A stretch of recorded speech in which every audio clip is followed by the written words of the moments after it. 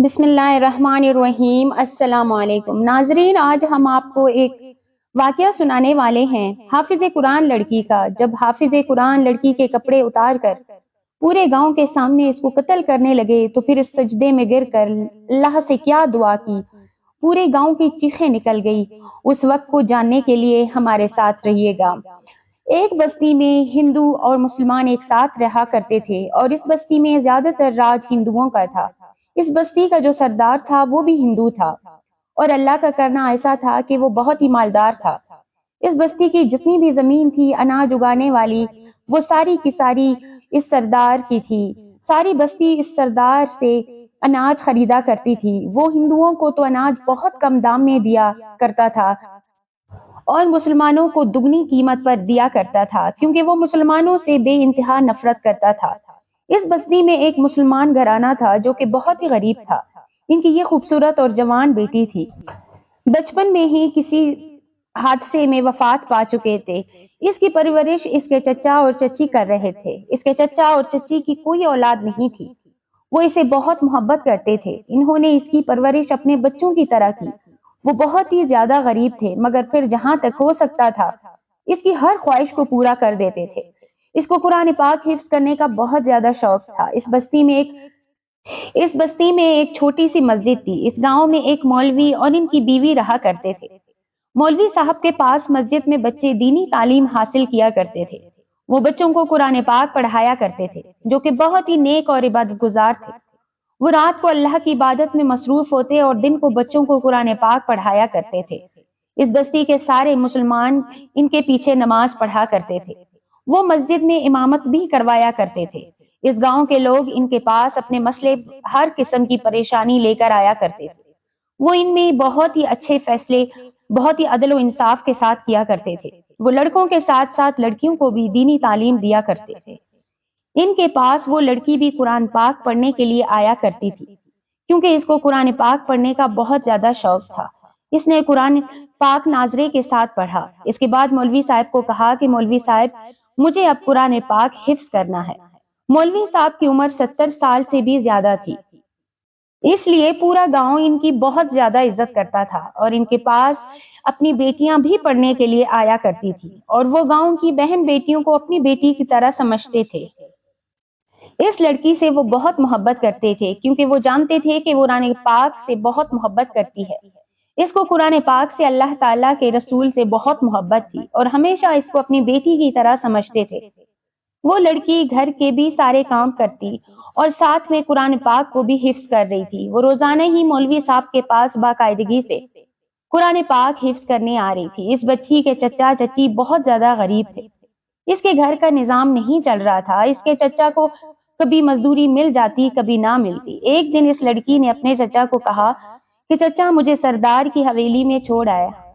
سردار کی حویلی میں کام کروں گی اور ہمارے گھر کے حالات بھی شاید کچھ بہتر ہو جائیں۔ مگر اس کے چچا نے کہا، میں تمہیں سردار کی حویلی میں کبھی بھی نہیں چھوڑ سکتا، کیونکہ وہ سردار تو ہم مسلمانوں سے پہلے ہی بہت نفرت کرتا ہے اور ہم پر ظلم کرتا ہے۔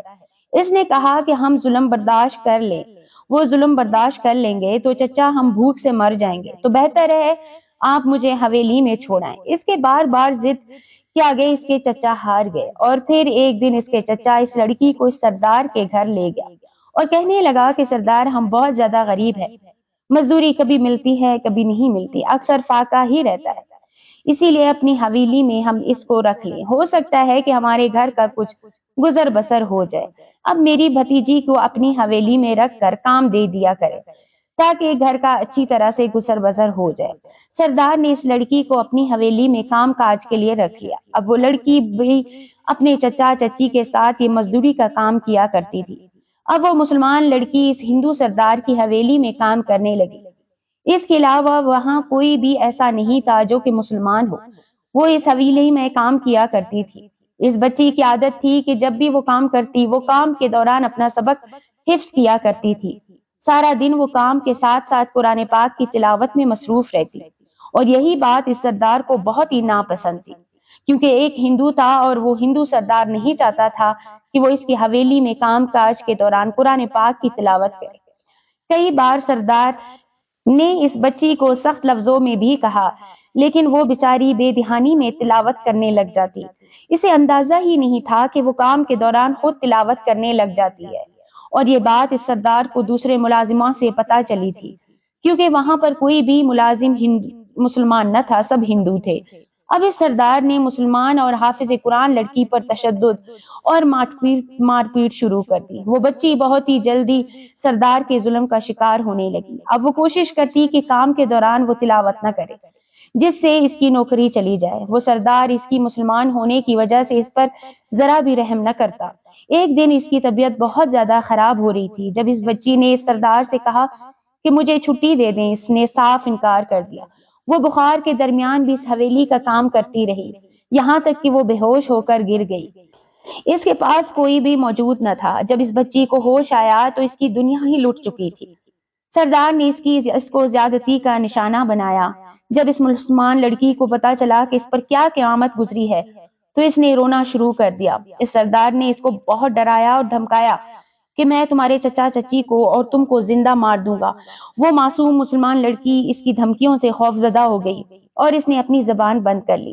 اس نے اپنے گھر میں کچھ بھی نہیں بتایا، مگر اس کے چچا چچی اس کے ذہنی طور پر سمجھ رہے تھے کہ یہ کچھ ٹھیک نہیں۔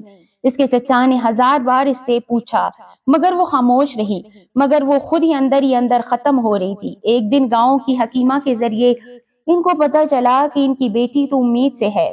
ان کے چچا پر تو ساری بستی تھو تھو کرنے لگی کہ تمہاری بچی نے کس کے ساتھ منہ کالا کیا ہے۔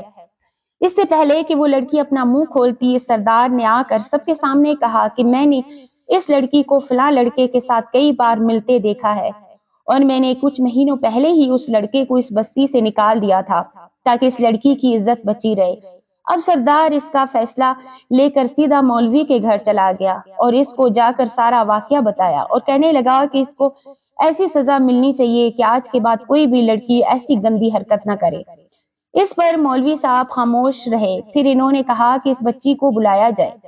جب مولوی صاحب نے اس بچی کو بلایا تو وہ لڑکی آئی اور سیدھا ان کی بیوی کے پاس چلی گئی۔ ان کی بیوی نے اس کو پکڑ کر آگے کیا تو وہ لڑکی تڑپ اٹھی اور بلک بلک کر رونے لگی۔ اس کے رونے سے مولوی اور ان کی بیوی چونک گئے۔ جب اس مولوی کی بیوی نے اس بچی کی کمر سے تھوڑا سا کپڑا ہٹا کر دیکھا تو بہت ہی زیادہ زخم تھے، وہ زخموں سے چور تھی۔ اب وہ مولوی صاحب اور ان کی بیوی سب کچھ سمجھ چکے تھے، پھر بھی اس لڑکی نے اپنی زبان بند رکھی۔ جب وہ مولوی صاحب کمرے سے باہر آئے تو سردار نے کہا آپ نے کیا فیصلہ سنایا؟ اس پر مولوی صاحب کہنے لگے کہ اس بات کا فیصلہ اللہ پر چھوڑ دیتے ہیں، کیونکہ یہ لڑکی تو کچھ بولتی ہی نہیں، کچھ دنوں میں وہ خود ہی فیصلہ کر دیں گے۔ اس کے بعد وہ سردار ہنسنے لگا اور کہنے لگا اس کا فیصلہ اب میں خود کروں گا، جس کو ساری بستی کو ماننا پڑے گا۔ میں نہیں چاہتا کہ یہ ساری بستی گندی ہو۔ ساری بستی آنکھ بند کر کے اس سردار کے شخص پر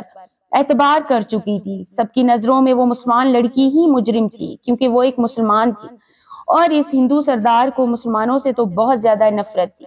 گنہگار بھی تھا اور لوگوں کے سامنے فیصلہ کرنے والا بھی خود تھا، مگر وہ اللہ کی ذات کو نہیں پہچان رہا تھا۔ وہ یہ بھول گیا تھا کہ ظلم کرنے والے کو ظلم کا بدلہ دنیا میں ہی ملتا ہے، ظالم غریب ہو یا امیر، وہ اپنے ظلم کا بدلہ دنیا میں پا کر رہتا ہے۔ اس سردار نے اپنی پنچایت بلا کر اس بات کا یہ فیصلہ کیا کہ اس لڑکی کو کل پورے گاؤں کے سامنے برہنہ کر کے موت کے گھاٹ اتار دیا جائے گا۔ یہ فیصلہ مولوی صاحب نے سنا تو وہ سجدے میں گر گئے اور گھر چلے گئے اور رو رو کر اللہ سے دعا کرنے لگے، التجا کرنے لگے کہ وہ ساری رات روتا رہا اور دعا کرتا رہا، یا اللہ ہم مسلمانوں پر رحم کر دے، اس حافظ قرآن بچی کی حفاظت فرما، اس کا دل قرآن کے نور سے روشن ہے، تو اس قرآن کے صدقے ہی لوگوں کے سامنے، ان ہندوؤں کے سامنے، اس پوری بستی کے سامنے اس کو ذلیل ہونے سے بچا، اس کو رسوائی سے بچا لے میرے اللہ۔ وہاں وہ مسلمان لڑکی بھی ساری رات روتی رہی اور آسمان کی طرف دیکھتی رہی۔ آسمان کو دیکھتے دیکھتے ہی اس کی صبح ہو گئی۔ جب صبح ہوئی تو اس لڑکی کو مولوی صاحب اور وہاں کے اور گاؤں والے اس کو اس بستی کے سب سے اونچے ٹیلے پر لے گئے، جہاں جا کر اسے برہنہ کرنے کی باری آئی تو وہ بچی اپنے آپ کو بچانے کی کوشش کر رہی تھی۔ اس سردار کے جو چیلے تھے انہوں نے اسے مارنا بھی شروع کر دیا۔ اس کا سارا جسم لہو لہان ہو چکا تھا۔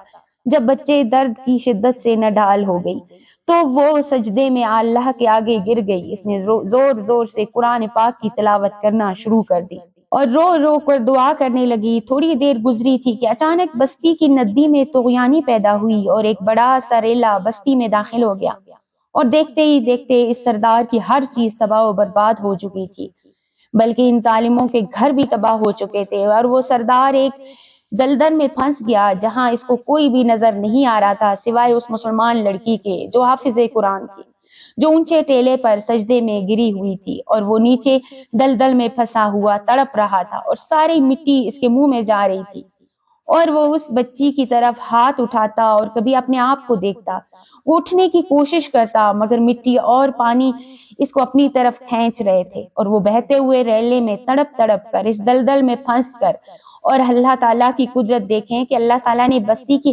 ہر چیز برباد کر دی، ان ظالموں کی ہر چیز ختم ہو چکی تھی سوائے اس چھوٹی سی مسجد کے جس پر وہ ننھے منھے بچے قرآن پاک حفظ کرتے تھے اور جہاں لوگ نماز پڑھتے تھے۔ وہ لڑکی اور مولوی اور ان کی بیوی اس لڑکی کے پاس آئے اور اس کو کہنے لگے کہ تم دوبارہ سے دین کی تعلیم حاصل کرو، اور مولوی صاحب نے اس بچی کے سر پر ہاتھ رکھ کر آسمان کی طرف دیکھ کر کہا کہ اللہ تعالیٰ جسے چاہے عزت دے اور جسے چاہے ذلیل کرے، سبحان اللہ۔